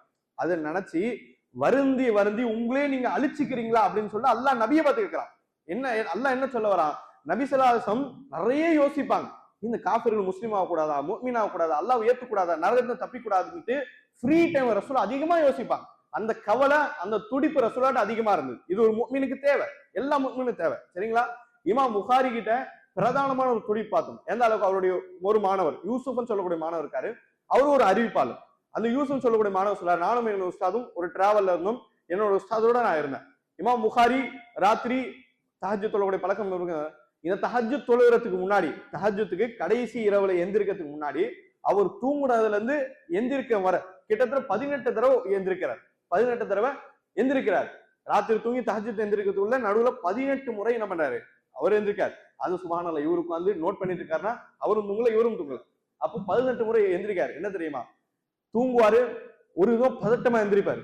பதட்டமா எந்திரிச்சு ஏதோ ஞாபகம் வரும், ஞாபகம் வந்த பிறகு உடனே எழுதிடுவார். என்னது, ஏதோ ஒரு காலத்துல அவர் ஒரு ஹதீஸ் என்ன பண்ணுவாரு, கேட்டு மனப்பாடம் பண்ணியிருப்பார். இமாம் புகாரி எழுதுறதை தாண்டி கேட்டு மனப்பாடம் பண்ற சக்தி அதிகமா இருந்தது. சரிங்களா?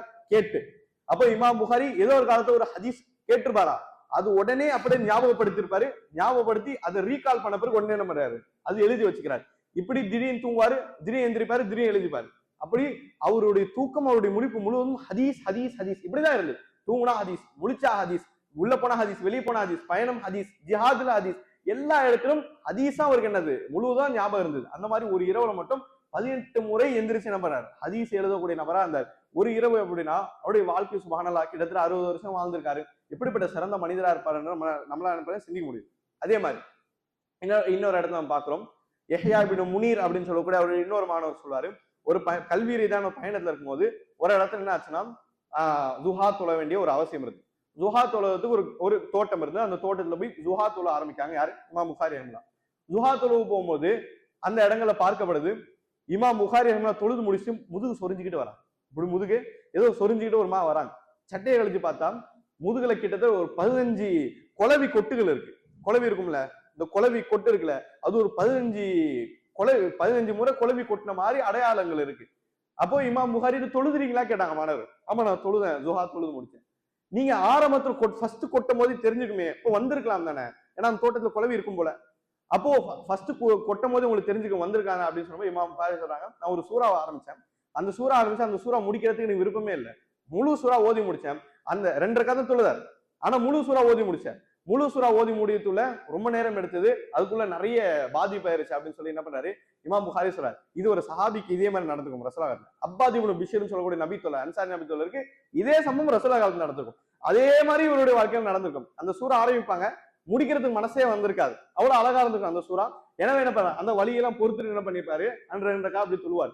சாதாரண ஒரு துஹாவுடைய 2 ரக்கா நஃபில் சுப்ஹானல்லாஹ் இவ்வளவு நீட்டப்படுது, இவ்வளவு இஹ்லாஸோட அவ்வளவு அந்த குர்ஆனுடைய மஹப்பத்தோட இருக்காங்கன்னா சுப்ஹானல்லாஹ். அவங்களுடைய வாழ்க்கை பார்க்கும்போது ஒரு வித்தியாசமான மனிதர்கள். இது இமாம் புகாரி மட்டும் கிடையாது, முஹத்திஸீன்கள், ஃபுகஹாக்கள், உலமாக்களுடைய அந்த காலத்து உலமாக்களுடைய வாழ்க்கை பார்த்தாலே மார்க்க அந்த விருப்பங்கள், அந்த தொண்டுகள், அது பார்த்தா ஒரு வித்தியாசமான மனிதர் போன்று இருப்பாங்க. சரிங்களா? ஆரம்பத்தில் சொன்னது போன்று நமக்கு அவங்களுக்கு இருக்கக்கூடிய பெரிய வித்தியாசமே இதுதான், அவங்க மார்க்கத்தை விரும்பி செய்யக்கூடிய நபர்களா இருந்தாங்க. சரிங்களா? அப்ப அவங்களுடைய நஃபிலான இபாதத்து சுப்ஹானல்லாஹ் ஈடுகட்ட முடியாத அளவுக்கு இப்படி மிகவும் ஆர்வமான தொழிலாளியா இருந்தாங்க.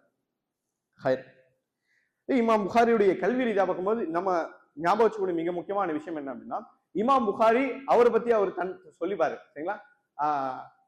நம்மளை பத்தி நம்ம சொல்றதுல சிறப்பும் இருக்கு, தப்பும் இருக்கு. சரிங்களா? கல்வின்றனால அவர் பத்தி அவர் சொல்லிதான் ஆகணும். சரிங்களா? அவர் மைண்ட்ல இருக்கிறது அவர் சொல்லிதான் ஆகணும், நிர்பந்தம். சரிங்களா? அது பெருமைன்னு சொல்லிட்டு நம்ம எடுத்துக்க முடியாது. இமாம் புகாரி தன்னை பத்தி சொல்றாரு, அவருக்கு கிட்டத்தட்ட 1 லட்சம் சஹீஹான ஹதீஸ் ஞாபகம் இருந்தது. 1 லட்சம் சஹீஹான ஹதீஸ்கள் ஞாபகம் இருந்தது. 2 லட்சம் ஸைஃபான ஹதீஸ்கள் ஞாபகம் இருந்தது. இதை எழுதிக்கோங்க. 1 லட்சம் சஹீஹான ஹதீஸ்கள் ஞாபகம் இருந்தது. 2 லட்சம் ஸைஃபான தவறான ஹதீஸ் என்ன பண்ணுது அவருக்கு ஞாபகம் இருந்தது. அவர் அது ஹிஃப்ஸ் பண்ணி வச்சிருந்தார். சரிங்களா?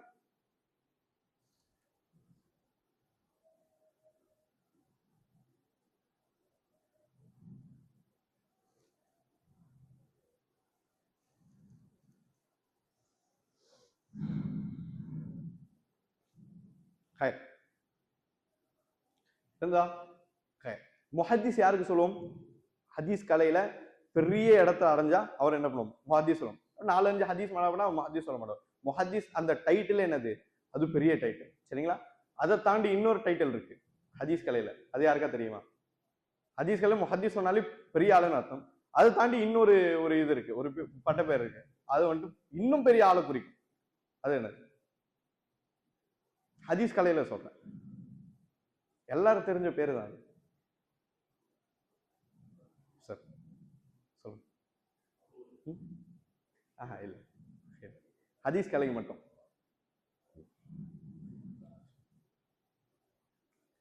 சொல்லுங்க. ஹாஃபிஸ். என்னது ஹாஃபிஸ்?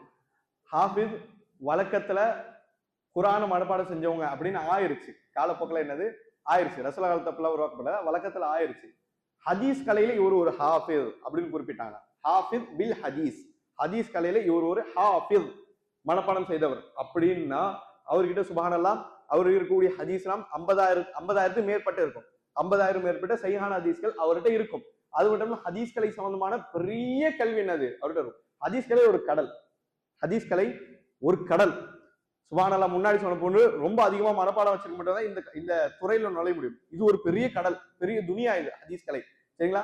அந்த மாதிரி ஹாஃபிஸ்ன்னு சொன்னா அவர் ரொம்ப தேர்ச்சி பெற்ற ஒரு நபர் சரிங்களா. இமாம் புகாரி ஒரு ஹாஃபிஸ், ஒரு முஹத்தீஸ் சரிங்களா. 1 லட்சம் சஹீஹான ஹதீஸ், 2 லட்சம் ஸைஃபான ஹதீஸ் ஞாபகம் இருந்து சரிங்களா. சஹீஹுல் புகாரி அடிப்படையில் பார்க்கும்போது சஹீஹுல் புகாரி எங்க இருந்து ஆரம்பிச்சது? இவருடைய வாலிபத்துல என்ன பண்றாரு, சஹீஹுல் புகாரி தொகுக்க ஆரம்பிக்கிறார். சஹீஹுல் புகாரி 5000 சில்லற ஹதீஸ் இருக்கு, 5763 ஹதீஸ்கள் இருக்கு சரிங்களா. இந்த 7000 சரிங்களா, 7000 சில்லற ஹதீஸ் இருக்கு.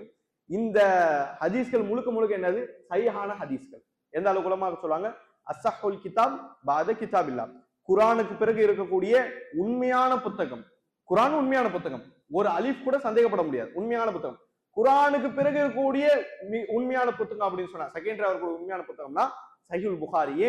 ஒரு ரைஃபான ஒரு தவறான ஹதீஸும் பார்க்க முடியாது, முழுக்க முழுக்க உச்சகட்டமான சஹீஹான ஹதீஸ்கள்.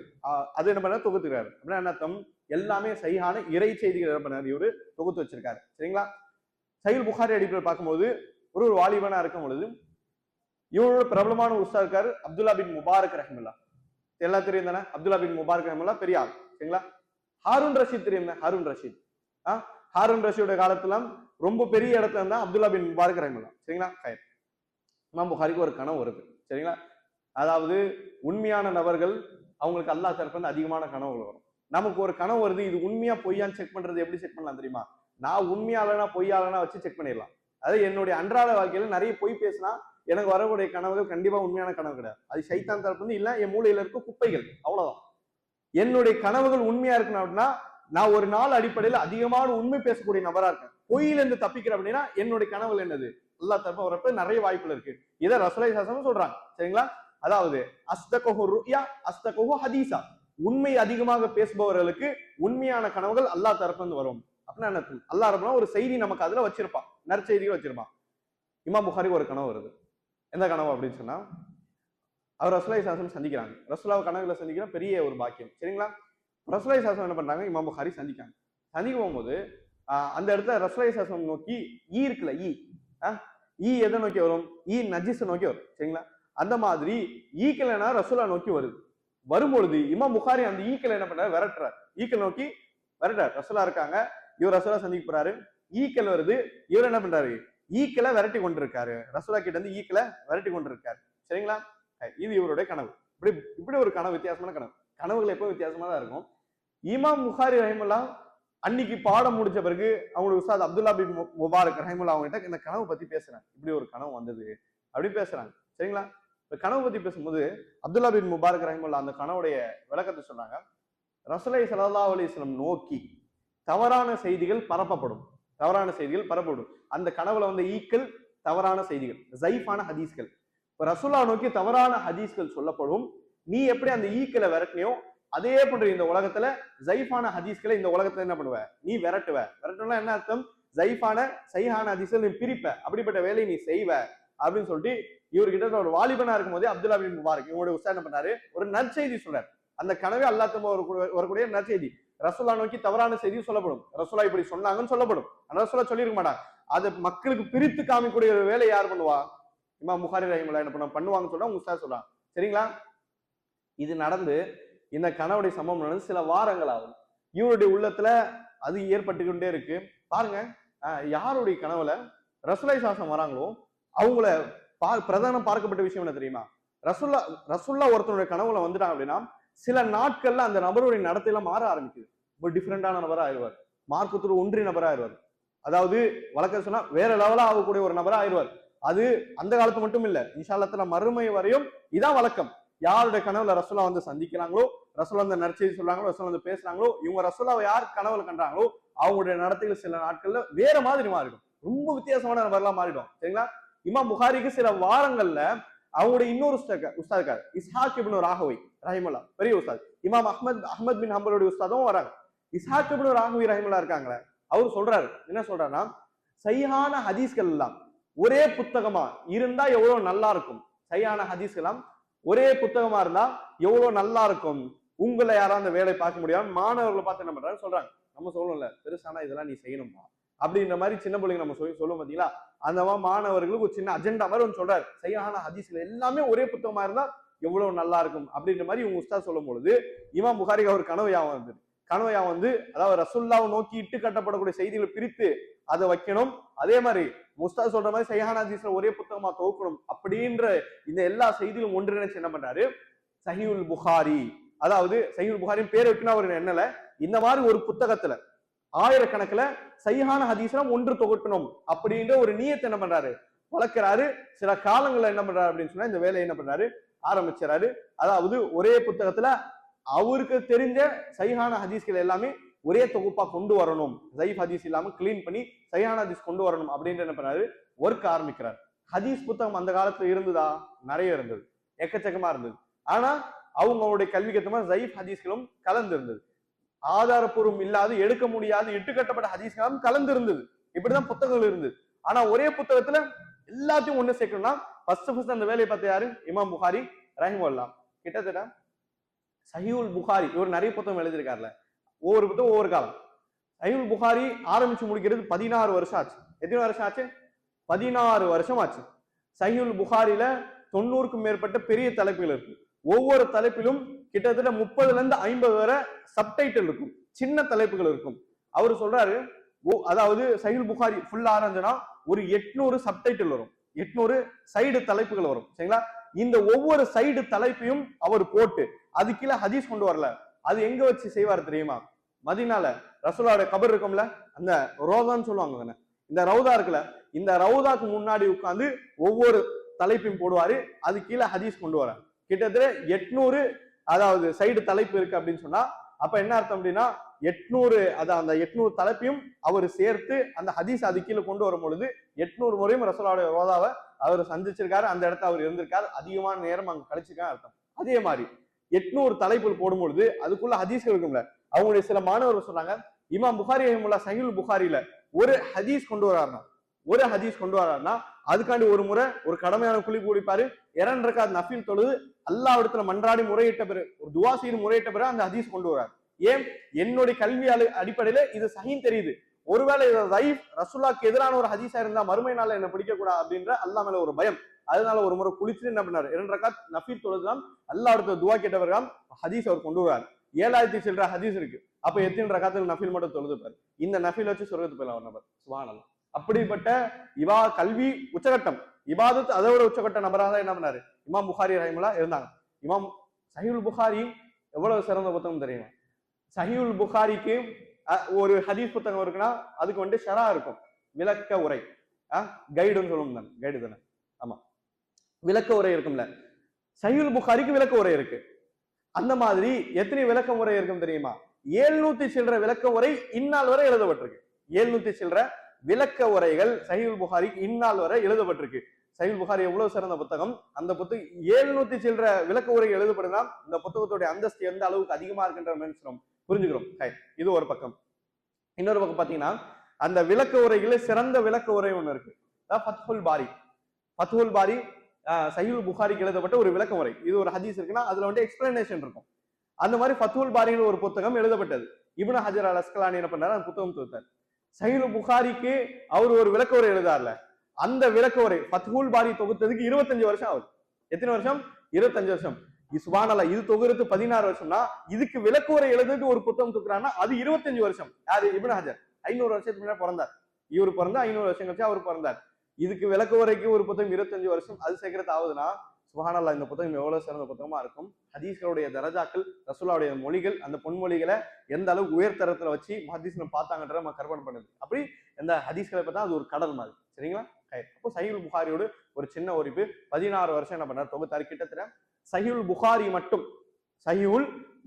மட்டும் இமாம் புகாரி நேரடியாக அவங்க மாணவர் நடத்துறாங்களே அந்த மாணவருடைய எண்ணிக்கை 90,000. எவ்வளவு? 90,000. சரிங்களா? 90,000 மாணவர்களுக்கு என்ன பண்றாருன்னா இமாம் புகாரி நேரடியாக என்ன பண்றாரு? அவங்க மாணவர்களுக்கு நடத்திருக்காங்க. சரிங்களா? நடத்துறாங்கன்னா இதுல ஒரு சிஸ்டம் இருக்கு. என்ன அப்படின்னா, இமாம் புகாரில இருந்து இப்ப பிரசன்ட் வரையும் ஒரு சிஸ்டம் இருக்கு. என்ன சிஸ்டம்னா, சஹீஹுல் புகாரி முழுவதுமா ஒரு உஸ்தாத் படிக்க வச்சாரா, ஆரம்பத்துல இருந்து கடைசி வரையும் முழுவதுமா ஒரு உஸ்தாத் படிக்க வச்சிருக்காரு அப்படின்னு சொன்னா, அந்த உஸ்தாத் செயின் சொல்லிட்டு ஒன்று இருக்கும், சங்கிலி தொடர் இருக்கும். சங்கிலி தொடர்னா அந்த உஸ்தாத் அவர் ஒரு உஸ்தாத் படிச்சுப்பாரு, இவர் அவரோட உஸ்தாத் அப்படியே இந்த செயின் போயிட்டு எங்க சேர்றா? இமாம் புகாரிட்ட போய் சேர்ந்திருக்கும். எங்க? இமாம் புகாரிட்ட போய் சேர்ந்திருக்கும். இவர்கிட்ட நேரடியா படிச்சாரு அப்படின்னு சொல்லிட்டு அந்த மாதிரி செயின் இருக்கக்கூடிய சர்டிபிகேட் என்ன பண்ணுவாங்க? தருவாங்க. அந்த மாதிரி இமாம் புகாரி ரஹிமஹுல்லாஹ் 90,000 மாணவர்கள் சர்டிபிகேட் கொடுத்திருக்காங்க. நான் உங்களுக்கு நேரடியா புகாரி படிக்க வச்சேன். 90,000 மாணவர்கள் உலகத்துடைய பல இடத்துக்கு போயிட்டு அவங்களுடைய மாணவர் சொல்லி கொடுத்து அவங்க சர்டிபிகேட் கொடுத்தாங்க. நான் உங்களுக்கு நேரடியா படிக்க வச்சேன், நான் படிச்சு இமாம் புகாரிட்ட. இப்படி செயின் வருதுல, அந்த செயின் இன்னி வரையும் இருக்கு. அல்ஹம்துலில்லாஹ், உலகத்துடைய பல இடங்கள்ல பல மதரசாக்கள்ல இமாம் புகாரியுடைய மாணவர் மூலியமா சங்கிலி வரக்கூடிய அந்த உஸ்தாதுகள், மாணவர்கள், உலமாக்கள் என்ன பண்ணாங்க? படிக்க வச்சுட்டு இருக்காங்க. நான் படிச்ச மதரசா உமராபாத்லயும் என்னது இப்படிப்பட்ட சிஸ்டம் இருக்கு. எங்களுடைய பிரின்சிபல் அப்துல்லா ஜுலம் ஹஃபிதவுல்லா இருக்கிறாங்க, உமராபாத்துடைய பிரின்சிபல். அவர்கிட்ட என்ன ஆகுது?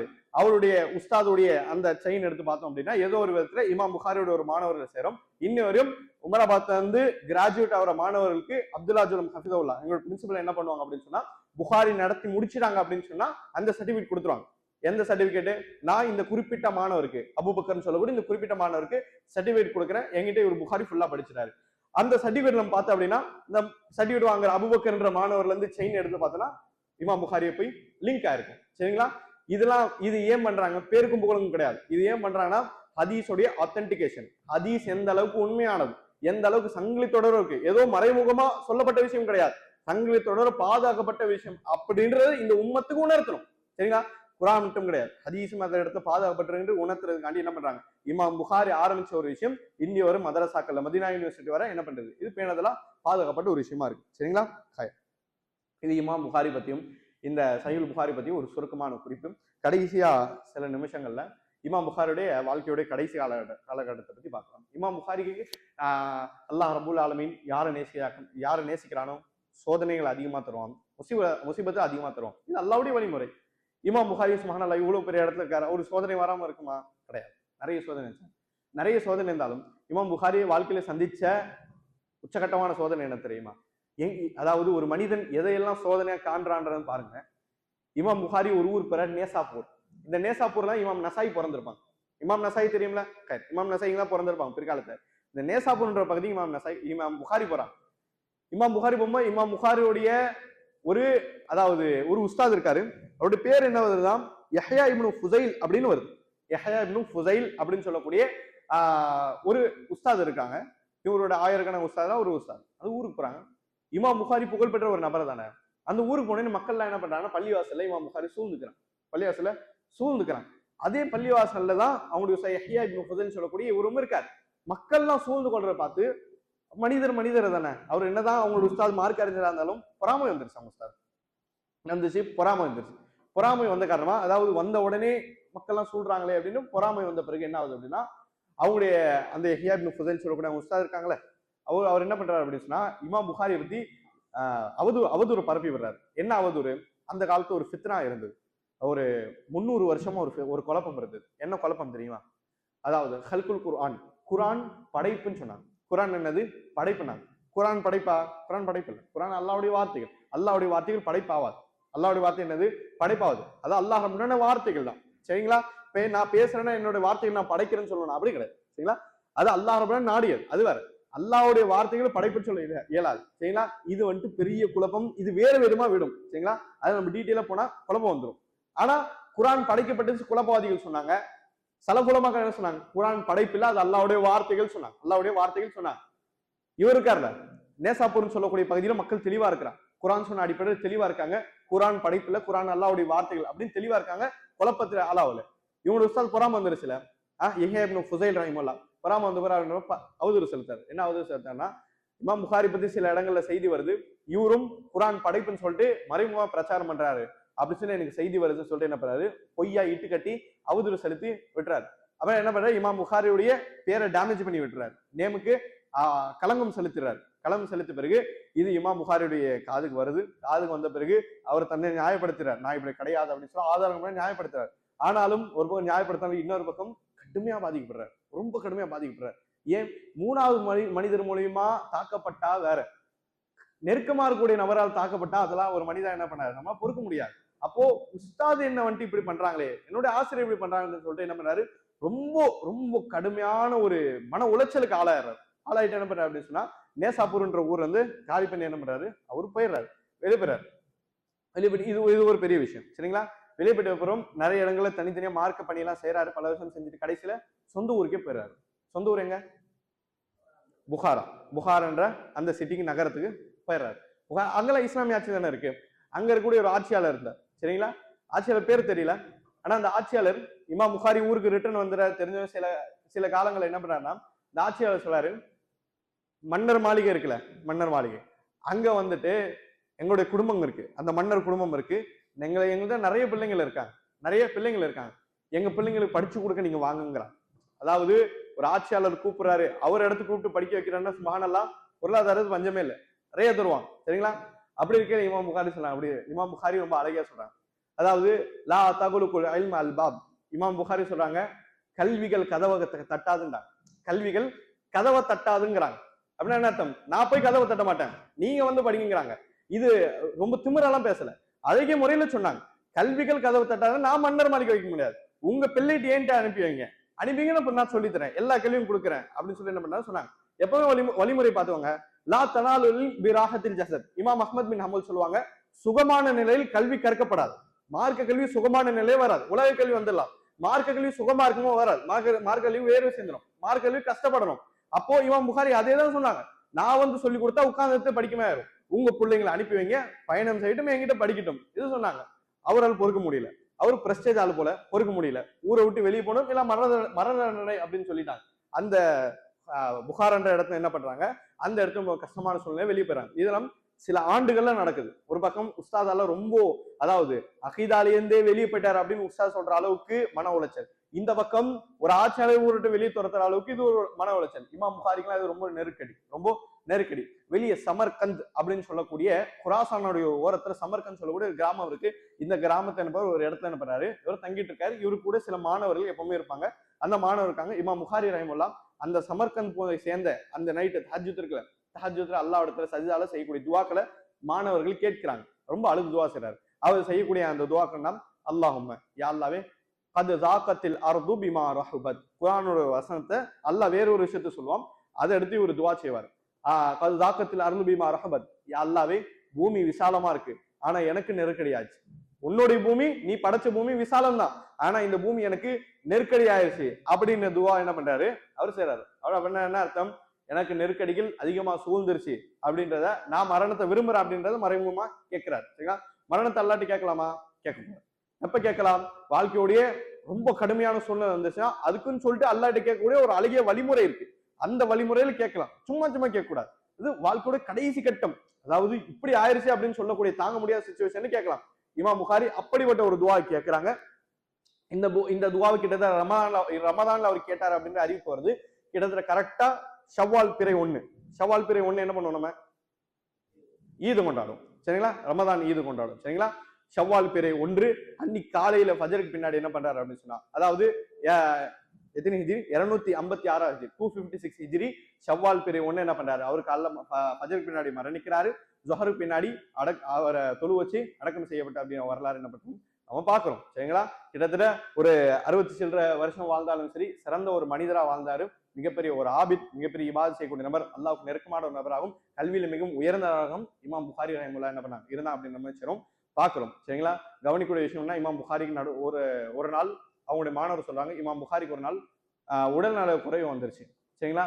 ரொம்ப கடுமையான ஒரு உடல்நல குறைவு வந்துருச்சு. டாக்டர் கிட்ட போறாங்க. அந்த காலத்துல இருக்கக்கூடிய டாக்டர் எப்படி வைத்தியம் பண்ணுவாங்க? ஃபர்ஸ்ட் எடுத்தோம் என்ன பண்ணுவாங்க அப்படின்னு சொன்னா யூரின் டெஸ்ட் எடுப்பாங்க. இமாம் புகாரியுடைய யூரின் இருக்குல்ல, அந்த சிறுநீர் அதை செக் பண்ணி பாக்குறாங்க. செக் பண்ணி பார்த்துட்டு அந்த டாக்டர் பக்கத்துல இருக்கக்கூடிய நபர்கிட்ட சொல்லுவாங்களே, சொல்றாங்க, அதாவது இந்த சிறுநீர் எப்படி இருக்குன்னா, இந்த நபர் இருக்கார்ல, இந்த குறிப்பிட்ட நபர் யாருடைய யூரினோ யாருடைய சிறுநீரோ அந்த நபர் பல வருடங்களா காய்ந்த ரொட்டி மட்டும் தான் சாப்பிட்ட அடையாளங்கள் இந்த சிறுநீர்ல தெரியுது அப்படின்னு சொல்லிட்டு அந்த மருத்துவர் சொல்றாரு.